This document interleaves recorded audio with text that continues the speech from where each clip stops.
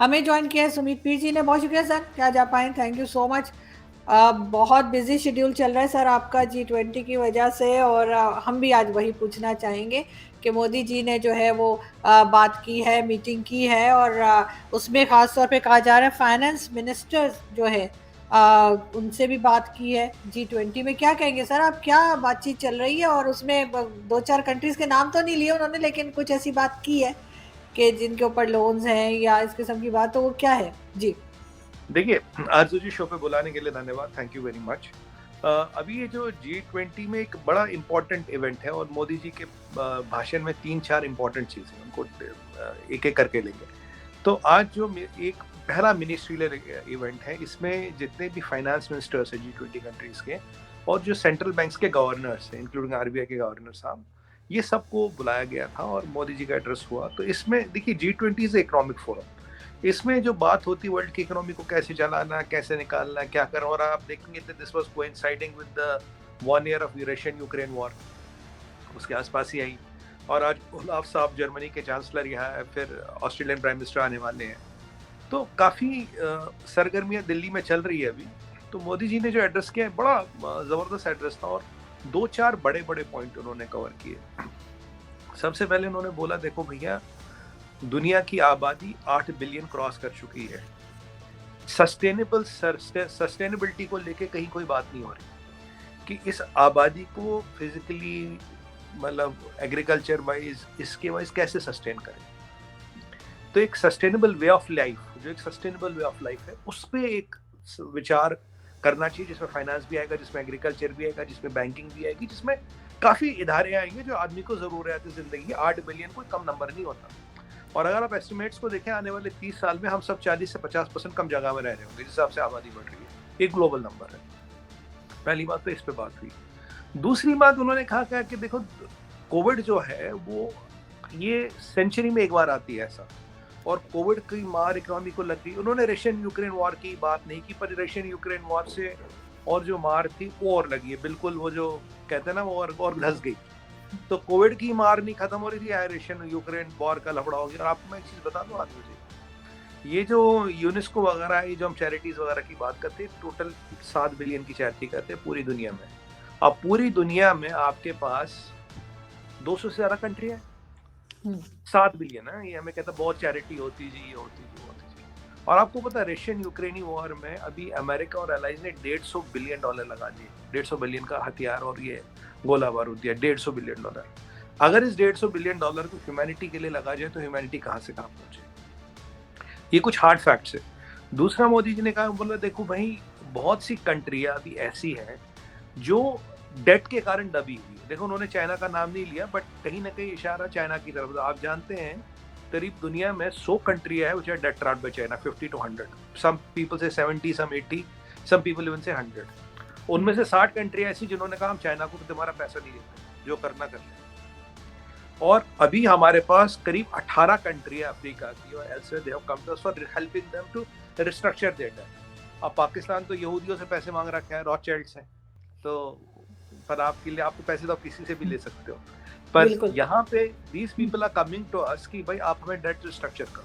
तो मोदी जी ने दूसरी बात बोली, यहाँ सारे फाइनेंस मिनिस्टर बैठे, यहाँ सारे सेंट्रल बैंक के गवर्नर बैठे, एक बहुत इंपॉर्टेंट रोल आपके लिए ये बनता है कि इनको कैसे इससे निकाला जाए, क्योंकि उनकी नज़र आप पे, उनकी उम्मीदें आप पे। अगर आप उनको निकालेंगे वो निकलेंगे, नहीं निकालेंगे आप नहीं निकलेंगे। आपको अपने से बियॉन्ड सोचना है, अपने से आगे सोचना है। देखिए आरजू जी, ये आज आर्ग्यूमेंट का विषय नहीं है। India is the default leader of global south.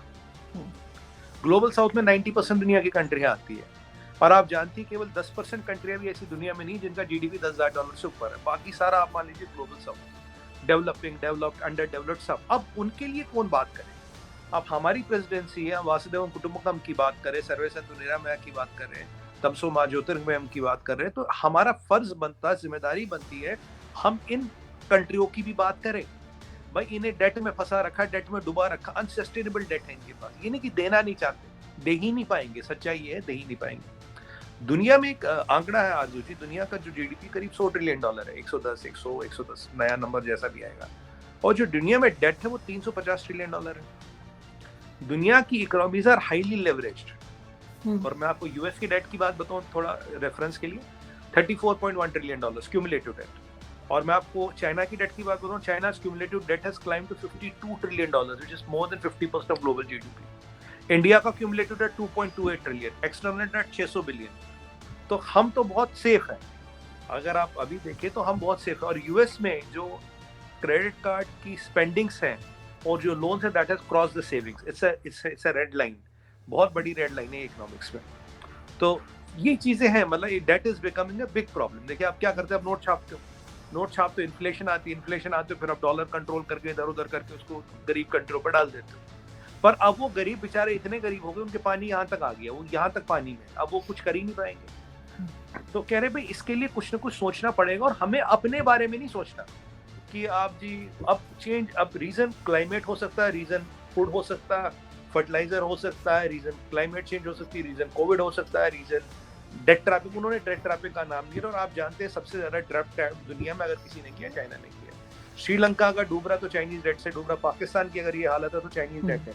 अभी सुनने में आया आरजू जी कि आप लोगों ने $700 मिलियन का चाइना से डेट लिया, 9 या 10%। जी बिल्कुल, मिल भी गया सर, 9 या 10% पे आपने लिया। हमने जापान से लिया था 0.1%। तो आप हमसे 100 गुना ज्यादा इंटरेस्ट पे डेट लेते हो। रॉथशाइल्ड के साथ आप क्या करें वो तो भगवान ही जाने, क्योंकि उनकी कंडीशंस तो खाली डेट को लेके नहीं होती, उनकी कंडीशंस होती है जियोपॉलिटिकल, उनकी कंडीशंस होती है पॉलिटिकल। उनको चाहिए माइनिंग, उनको चाहिए फर्टिलाइजर। मतलब वो चाइना तो फिर भी रेलवे स्टेशन, एयरपोर्ट वगैरह ये इसी तक रखवा लेता है, ये तो पॉलिटिकल कंप्रोमाइजेस भी करवाते हैं। तो पर अब ठीक है, पाकिस्तान यहूदियों से भी पैसे लेने लगा है, अच्छी बात है। अभी तक कंफर्म नहीं है सर, मगर वो अभी तक कंफर्म नहीं हुआ है। मीटिंग देखिए, मैं आपको 2-3 चीजें बताऊं मैंने जो देखी पाकिस्तान में, ये इंपॉर्टेंट है आपको बताना। यहाँ आपको चाइना ने $700 मिलियन का, आपने यहाँ इंटरनेशनल एटॉमिक एनर्जी कमीशन के बंदे आपके यहाँ आते हैं। अगले दिन एक बहुत बड़ा कारवां अमेरिकन एम्बेसी से चलता है पैराडाइज पॉइंट तक, जहाँ आपकी न्यूक्लियर फैसिलिटी है कराची में। 20 से 40 गाड़ियों का कारवां। अब क्या करने का नहीं पता, ठीक है। उसको शाम को पता लगता है चाइना ने $700 मिलियन का डेट पास किया है आपका। उसके अगले दिन रॉथशाइल्ड आते हैं, फिर ये सब सरगर्मी आती है, IMF से लोन अप्रूव हो गया। अगर हम इन सब चीजों को जोड़ें तो मतलब आपके यहाँ चल क्या रहा है, क्योंकि रॉथशाइल्ड का जो लोन है वो तो आप जानते हैं कि खाली फाइनेंशियल टर्म्स नहीं होती, और मतलब गिरवी रखने को कुछ ज्यादा बचा भी नहीं। तो फिर डील क्या हुई है? डील एटॉमिक हथियारों को लेके हुई है, डील एक्सेस कोर्ट्स को लेके हुई है, क्या हुई है हमें नहीं पता। देखिए वैसे Rothschilds control, there were trillions of dollars, दुनिया की आधी माइनिंग उनके पास है, 20-30% फर्टिलाइजर कंट्रोल करते हैं, सारे सेंट्रल बैंक्स कंट्रोल करते हैं। तो अब यहूदी है, और they are the people who finance Napoleon, they are the people who finance world war second, they are the people who finance Hitler. और इनके conditions are always political and geopolitical, obviously. हाँ, आई डू अंडरस्टैंड। ये अब देखिए, China के चंगुल से निकलना तो फिर भी आसान है, पर अगर ये लोग आते हैं और इनके साथ ऐसी कोई कंडीशन हो जाए, इससे निकलना तो इम्पॉसिबल है। अब यहाँ और वहां मैंने देखा कि नदीम अंजुम साहब बिल्कुल पठान के बेस में अफगानिस्तान में बैठे, तो मैंने कहा ये तो पंजाबी है, ये तो पठान के बेस में क्यों जा रहे हैं, वही सलवार कोट वोट। और ये भी खबर सर वो तो है ना सर, जैसा देश वैसा भेष, वो तो ये आप ही का बता दूं। हाँ, ये बिल्कुल देखिए, हम तो हर जगह कुर्ता पहन के जाते हैं, हम तो खादी के कपड़े ही पहनते हैं, हमें फर्क नहीं पड़ता। और बाय द वे, ये जब राहुल गांधी जी ये लंदन इंग्लैंड में होंगे, कैम्ब्रिज ऑक्सफोर्ड जा रहे हैं वो कहीं लेक्चर देखने, तो वहाँ ये भी सुना जॉर्ज सोरोस की बीवी भी आ रही है, और उसी दौरान नदीम अंजुम भी वहाँ इंग्लैंड में। तो मतलब पता नहीं, ऐसा सुनने में आया, क्या है क्या नहीं है।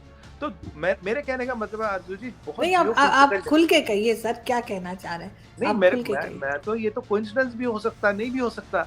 तो बहुत जियोपॉलिटिकल, मतलब मैं तो आपको बता रहा हूँ इंसिडेंट्स क्या हो रहे हैं, बहुत जियोपॉलिटिकल इंसिडेंट्स हो रहे हैं एक साथ। ये अमेरिकन कॉन्वॉय, ये पैराडाइज पॉइंट पे जाना, आपकी न्यूक्लियर फैसिलिटीज को विजिट करना, रॉथशाइल्ड का ना लोन अप्रूवल होना, IMF का बोलना, शहबाज शरीफ साहब उनसे मिल रहे हैं, नदीम अंजुम साहब वहाँ जा रहे हैं, भाई हमसे लड़ो मत। तो मतलब चीजें बहुत हो रही है, पाकिस्तान में बहुत डेवलपमेंट्स हो रही है, और ग्लोबल एरिना पे भी बहुत डेवलपमेंट्स हो रही है। अब